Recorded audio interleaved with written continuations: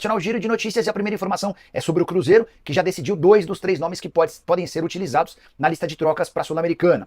Os reforços recém-contratados de Jonathan Jesus e Fabrício Peralta estarão entre as novidades para a próxima fase da Sul-Americana. A terceira escolha será do técnico Fernando Seabra. Já Souza, volante do Vasco, revelou ter sido assaltado na zona norte do Rio, na região de Olaria. Ele inclusive mandou um vídeo para a esposa, que repostou, contando que ele e o filho foram cercados por homens armados com um fuzil. Levaram o carro, o celular e até o chinelo do volante. Para completar o giro de notícias, contar que o Santos já iniciou sua reformulação para a próxima temporada e tenta rescindir os contratos do lateral esquerdo Dodô e do atacante Bruno Marques. Dodô, que tem contrato até dezembro de 25, ainda nem estreou na atual temporada, ganha 500 mil por mês. Já Bruno Marques pertence ao Botafogo, valor bem mais baixo, algo na casa dos 80 mil mensais. Para completar o giro de notícias, notícia importante pro Grêmio.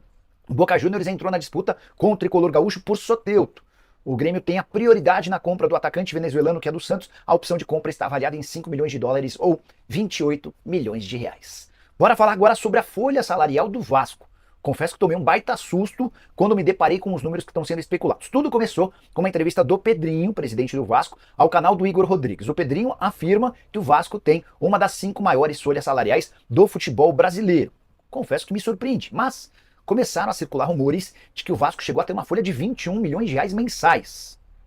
Com essas cifras, o Vasco ficaria atrás apenas de Flamengo, Palmeiras, Botafogo e Corinthians. E olha que Botafogo e Corinthians teriam ultrapassado o Vasco somente por conta dos últimos reforços, chegadas de Alex Telles, Memphis Depay, Carrilho, entre outros. O que o presidente Pedrinho falou, abre aspas, o Vasco está entre as 5 maiores folhas salariais do Brasil, o que é uma loucura porque o nosso orçamento não permite isso. Eu não poderia dar continuidade, precisei fechar a torneira. Mas fechar a torneira é sempre muito ruim, né? Todo mundo quer torneira aberta, fecha aspas. Vale a lembrança de que vários jogadores deixaram o Vasco nos últimos dias, então imagino que essa folha já tenha baixado de 21 milhões. Estou conversando, aguardando a resposta de um dirigente vascaíno para trazer um novo número atualizado da folha salarial Cruz Maltina.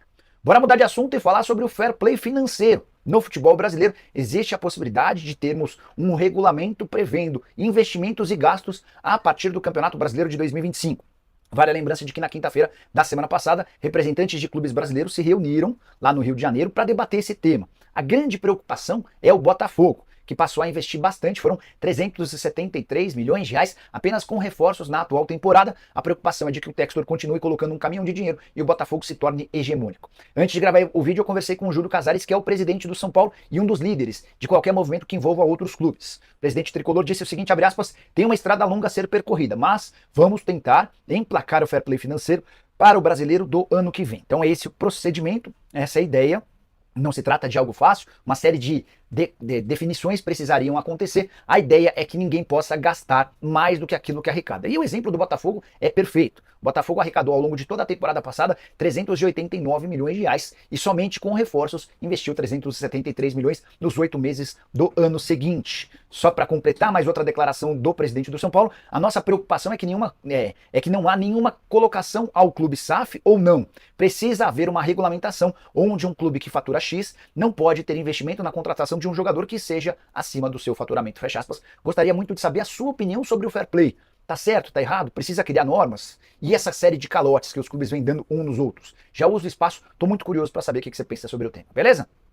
Hora de falar sobre o Palmeiras com informação internacional. O Verdão faz parte de um ranking mundial com os 20 primeiros. É que o Observatório do Futebol, do CIES, Centro Internacional de Estudos Esportivos, divulgou seu mais novo relatório mensal, apresentando uma análise econômica no mercado de transferências entre 2015 e 2024. E o Palmeiras segura como 18º no mundo que mais teve lucro, entre vendas e compras. O resultado positivo do Palmeiras, que o colocou no 18º lugar, graças a uma receita, um superávit de 194 milhões de euros, ou 1 bilhão e 200 milhões de reais. Esse é o saldo positivo. Entre compras e vendas, durante esse período de quase 10 anos, sobraram 1 bilhão e 200 milhões de reais. Há um clube brasileiro à frente do Palmeiras nesse ranking. Você tem alguma ideia?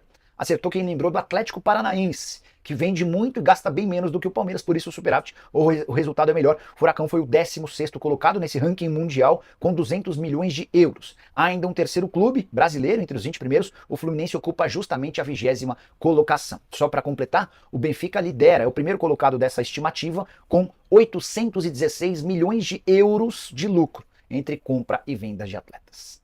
Hora de falar sobre o São Paulo, tema dos mais importantes, um dos assuntos que vocês mais me perguntam, em que pé está a negociação entre São Paulo e W Torre para a reforma do Morumbis. Antes de gravar esse vídeo, conversei com o presidente do São Paulo, Júlio Casares, e com uma fonte da W Torre, para entender os próximos passos, em que pé está essa negociação que começou em dezembro do ano passado, quando do anúncio de um acordo de cavalheiros para a reforma ampla do estádio, com direito ao rebaixamento do gramado, criação de uma arquibancada que ligaria hoje o anel inferior ao campo, a torcida ficaria muito mais próxima do gramado, mas posso contar para vocês que as coisas seguem bastante distantes e difíceis. Tudo porque São Paulo e W Torre, depois de 9 meses de negociação, não conseguiram chegar a um senso comum, a um lugar específico.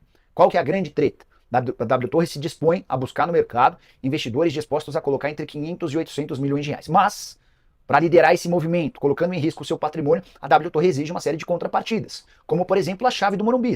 Ela é quem vai definir a agenda de shows. A W Torre também gostaria, por exemplo, da colocação de um gramado sintético, para que os shows e eventos não atrapalhassem os jogos do São Paulo.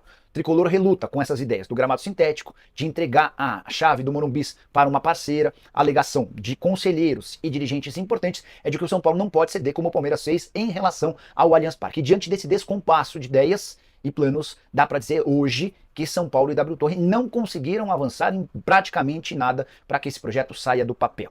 Antes de gravar o vídeo, eu até mandei mensagem para o presidente Júlio Casares, que afirmou o seguinte, abre aspas, as obras de infraestrutura do estádio estão indo muito bem, mas as do estádio seguem distantes, fecha aspas. Para vocês entenderem, quando ele se refere a essas obras de infraestrutura, ele está se referindo àquele acordo da prefeitura e do governo para uma série de melhorias ao redor do estádio e também embaixo do estádio. O córrego Antonico, que passa por debaixo do gramado, está sendo desviado.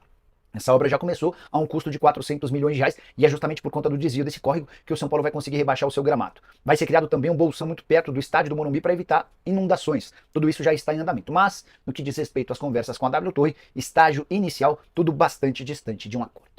Bora falar agora sobre Martial. Ele será ou não contratado pelo Flamengo? A informação nova é de que o atacante francês de 28 anos de idade, que ganhava cerca de 8 milhões de reais mensais nos tempos de Manchester United, não aceita jogar no Flamengo por menos do que 2 milhões e meio de reais por mês. Esse valor inclui salários, direitos de imagem e também luvas, um prêmio pela assinatura do contrato. O que pega em relação a isso é que ninguém no Flamengo ganha mais do que o Gabigol, 1 milhão e 600 mil. O Flamengo tem um caso curioso. Ele é de longe o elenco mais caro do futebol na América do Sul. São 13 jogadores com salários acima de 1 milhão de reais por mês. Mas quase todos os salários achatados, entre 1 milhão e 1 milhão e 600 mil.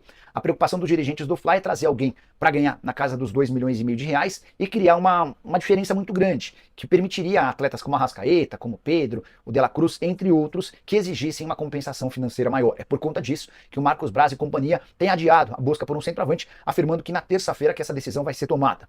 Estou para dizer para vocês que não estou botando muita fé nessa história em relação ao Anthony Martial. O contrato dele com o Flamengo precisaria ter duração de 3 anos. Você multiplica 2,5 por 13, número de meses mais 13º, vezes 3, e o pacote ficaria bastante salgado. Só para completar sobre o Fla, Léo Pereira voltou a treinar normalmente, depois de um entorse no joelho. Já Gabigol, Arrascaeta, De La Cruz seguem com problemas físicos e ainda não tem confirmação de presença por confronto contra o Bahia na Copa do Brasil. Bora falar agora sobre Sérgio Ramos no Corinthians. Especulação que tomou conta das redes sociais de torcedores alvinegros ao longo do domingo. Tudo começou quando o Vinícius Cascone, que é secretário-geral do Corinthians, passou a seguir no Instagram o irmão e empresário do Sérgio Ramos. Depois, um torcedor do Corinthians postou uma suposta conversa dele com o Vinícius Cascone, perguntando qual era a chance de 0 a 10 de o Sérgio Ramos ser contratado. E o Cascone teria respondido, ninguém sabe ao certo se de fato é ele quem respondeu, que não daria para falar sobre o assunto, sob o risco de atrapalhar o negócio. Na manhã dessa segunda-feira, antes de gravar o vídeo, chequei com uma pessoa do Corinthians sobre Sérgio Ramos, sobre Kurzawa e também Memphis Depay. Bora ir falando sobre cada um dos temas. Primeiro sobre Sérgio Ramos. Essa pessoa do Corinthians com quem conversei tratou a possibilidade de contratação do zagueiro como um boato. O atleta está desempregado depois de deixar o Sevilha, nem tinha um salário tão alto nos tempos de Sevilha, algo na casa dos 600 mil reais por mês. Mas o Corinthians não admite negociações. Houve uma sugestão e parou por ali. Sobre Kurzawa, lateral esquerdo, ex-seleção, francesa, 32 anos de idade, passou domingo se oferecendo para o Corinthians através das redes sociais. Ele chegou inclusive a postar um Reels de uma música do Memphis Depay falando de Corinthians. Obviamente da citação bíblica, né? O Corinthians continua assegurando que o nome foi sugerido, foi oferecido, mas que não há negociação. O Corinthians entende que alguém que só jogou 8 partidas nos últimos 3 anos não merece ser contratado. Para completar, Memphis Depay, o Fabinho Soldado viajou nesse final de semana para a Holanda para acompanhar os exames médicos do Depay, ele e a médica do Corinthians. O Depay foi aprovado nos exames, que já foram enviados ao Brasil. O Corinthians agora cuida de toda a regulamentação, os trâmites burocráticos, que incluem também o visto de trabalho, para que o atleta possa ser registrado nessa segunda-feira e para que possa ter condição de jogar a próxima fase da Copa do Brasil, caso o Timão ultrapasse o Juventude na próxima quarta-feira. Memphis Depay está fechado, André Carrilho também. Em relação a Kurzawa e Sérgio Ramos, o Corinthians trata hoje como boato, garantindo que não há negociações. E você? Tá animado com os reforços alvinegros? Já usa o espaço para comentário para deixar sua opinião. Só não esquece de deixar like e de se inscrever no canal. A gente se encontra. Tchau!